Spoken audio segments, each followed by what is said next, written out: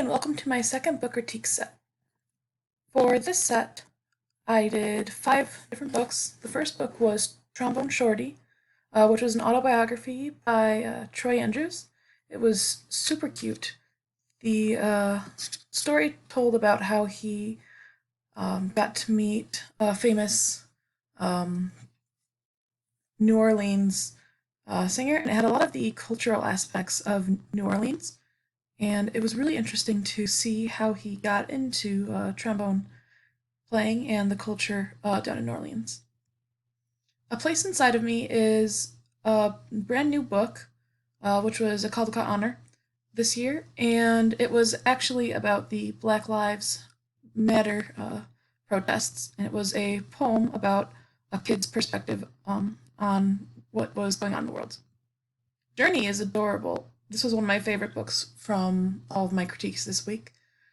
Journey was completely illustrated. There were no words, and this little girl finds a red crayon and she draws her way through this adventure, and eventually, in the end, she meets a little boy with a purple crayon, and then they go and have adventures together.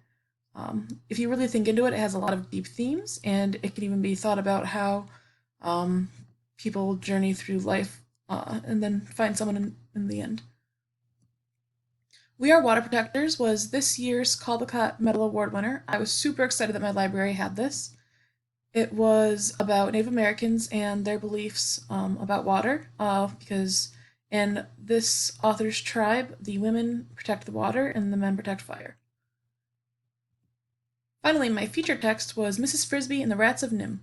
This was my favorite book that I've done for critique so far. It was super, super cute, and it definitely was worthy of the Newbery Medal.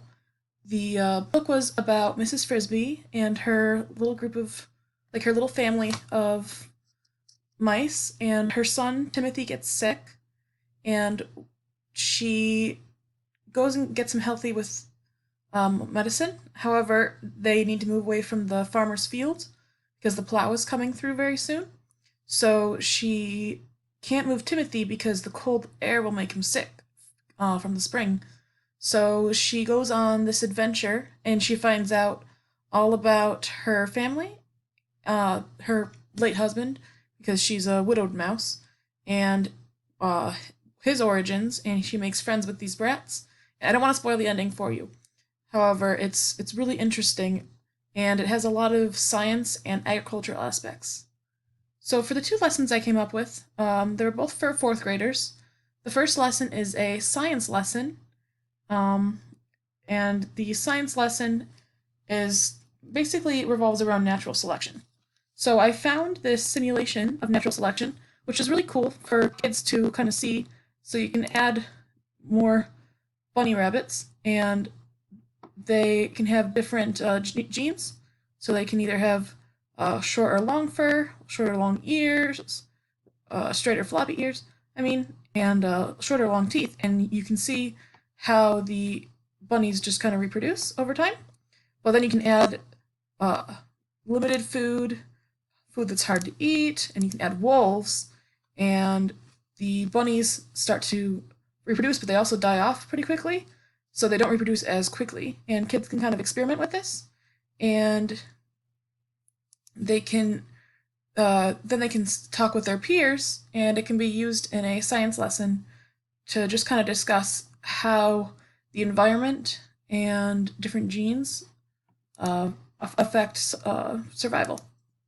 So then the second lesson was a social studies lesson on supply and demand and profit and production.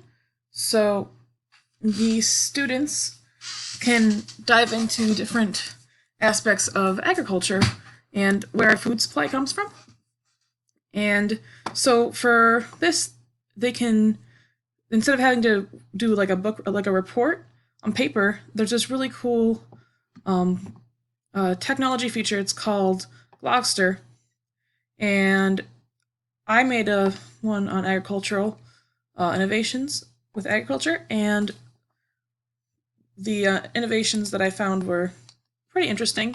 But one of the really awesome parts of this is they can use a 3D model, and you can play with the 3D model on your blog, which you can't really do anywhere else, and then they can be shared with the whole class so that your classmates can see it.